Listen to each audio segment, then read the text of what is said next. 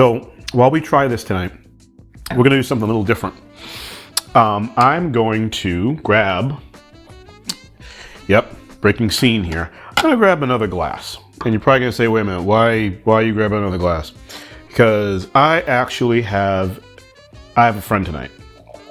And he is a champagne lover. He is a incredibly brilliant guy. And I don't think he's going to shoot me if I plug his company, Purple Tally Productions. He is a dear friend of mine, and I am going to share a glass with him, and he and I are going to have a quick little talk. We're going to talk about the champagne. We're going to talk about what he's getting out of the champagne, and for a guy who wears flannel the majority of his time, it is awkward to see him drinking champagne. But so Jesse, tell me have a sip of that, and tell me what you think. The look on his face is worth $1,000. Wow. You instantly want to drink a whole bunch. This is for me. You instantaneously want to drink it. Oh, wow. Yeah, you want all of it. For me, I think the word decadent, there's a lot more fruit and what you've taught me, some of these words, bouquet. There you go. Fruit and bouquet to this.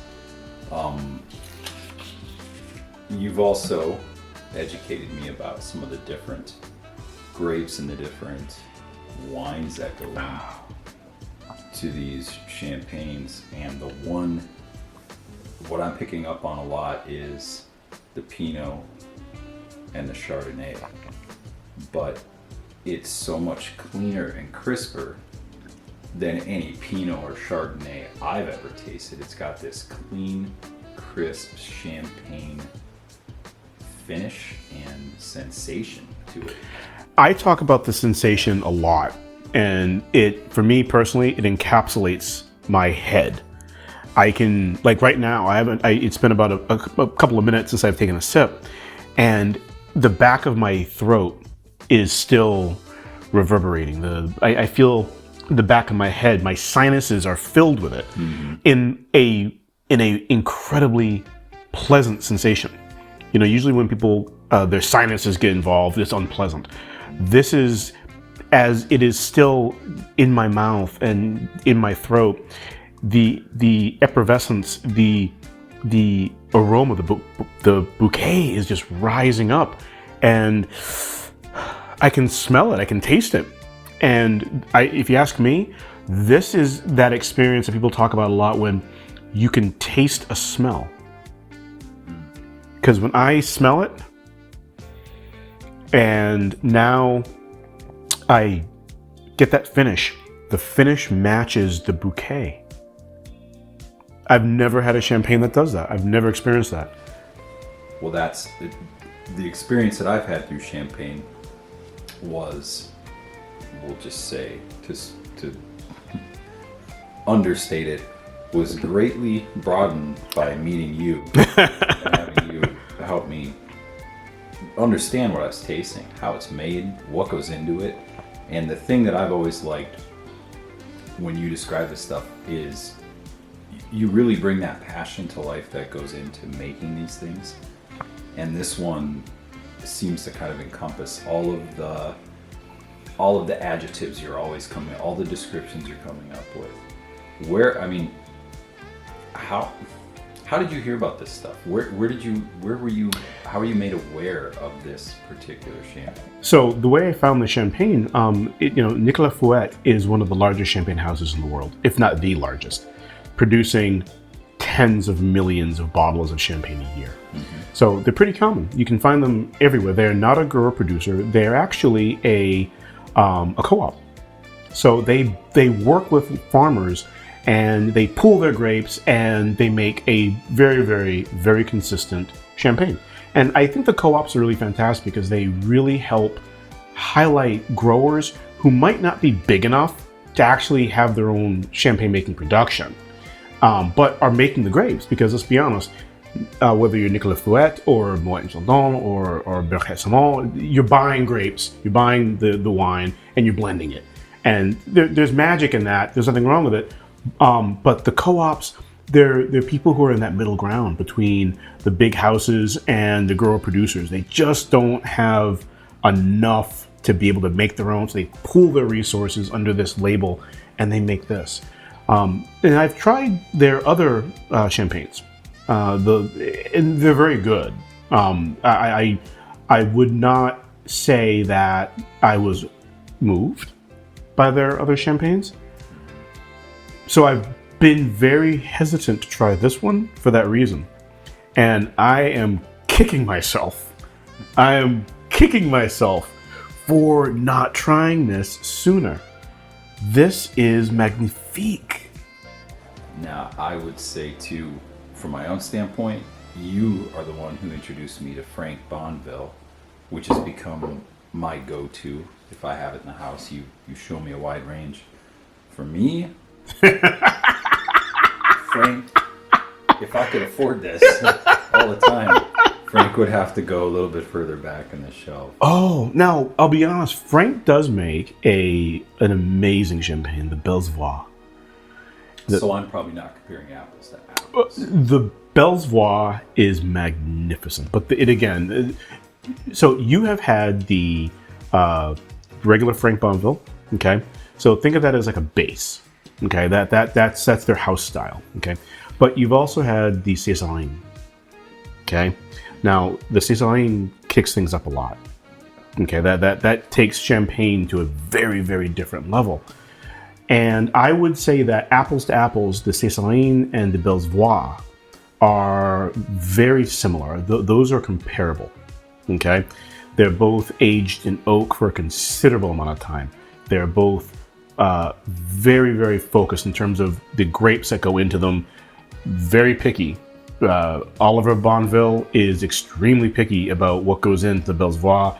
Claudette Tullier is extremely picky about what goes into the Césarine. Okay, those two are apples to apples. So if you see a Bellevoix, I would recommend trying that because that's incredible. This is a different beast. And now that I'm into a second glass of it, this is a different beast. This is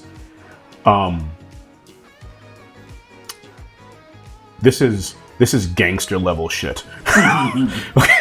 This is stuff we typically are like, we're not going to order this because it's too expensive. But then when you taste it, you're like, oh my God, why didn't I order Yeah, money.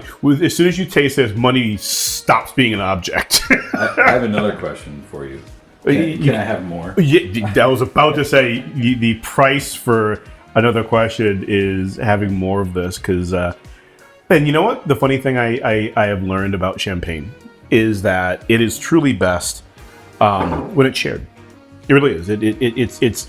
I have had champagne by myself, and in doing these videos, I'm by myself. This is actually the first time I've actually had somebody join me, and I really like this. This is kind of fun because you get to see what I am like when I try a champagne that really moves me. And this is gonna sound crazy, but when I try the champagne, this is when you have taken over an entire city and you are now the kingpin of LA, you celebrate something like this. This is when you're sitting in your room saying, "Yeah, I own this city." That's what this is. To put it in a different vernacular, to put it in a different context, when you really, really, really feel like celebrating something, or you really want to make a statement, okay, the presentation of the champagne is unmatched. Okay, it is unmatched. The box, the bottle itself. I took a peek at the pamphlet, and it's pretty interesting. It just gives a little bit of information about the people who go into making it, things like that. But it's still a really nice touch. This is a gift you give someone that really, really, really appreciates champagne. Okay, this is not a champagne to just give away. Regardless of how much money you might have, This is wasted on somebody who thinks champagne is just wine with bubbles in it. To steal your words, this one deserves some respect. This one deserves a lot of respect, and I mean that seriously. I lately have been trying champagnes that are the standalones, meaning that they go by themselves. This cannot be paired with anything. I don't care what other experts are going to say. I don't care what the rule of thumb is. When you've got a vintage, specifically, right off the bat, a vintage, that is the star of the show. There is nothing else that goes with it. You are bringing a vintage. This was a 2008. Okay, it rested for a decade. Okay, this is a champagne that you are going to have to respect. Is that where it gets its complexity? You've kind of taught me what complexity is when it starts one way, evolves, morphs into something else, and finishes a different way. The different sensations you describe, which I can absolutely feel when we're drinking this stuff. How is that created? Is that created through time? Or is that created through ingredients, or all of it together? How do they achieve something like that? It's an incredibly good question. That 10 years resting plays a huge part in it. Okay, a very huge part. A 50-50 balance between the Chardonnay and the Pinot. Okay, now normally that's not such a big player, but the grapes that they're using. Okay, also a very important thing to remember. Again, this is a vintage, so all the grapes are from the same year. That's the harmony. And that's what we're experiencing, is that harmony between that Chardonnay and that Pinot, and that they can play together and still be separate. And that adds, so you're getting the complexity from a Chardonnay that's been from all the grapes, same year. Different areas, so you're gonna get some that have more chalky ground, some more clay, some more mix, and then same thing with the Pinot. So in these two players, you're getting both of their contributions, okay? And then when you age them for 10 years, you allow them to grow. You allow them to mature. And this is mature. This is a very mature champagne. Even though that Chardonnay is giving it that youthfulness, okay? It's not like a teenager. This is that youthfulness is a wise person who is still young at heart.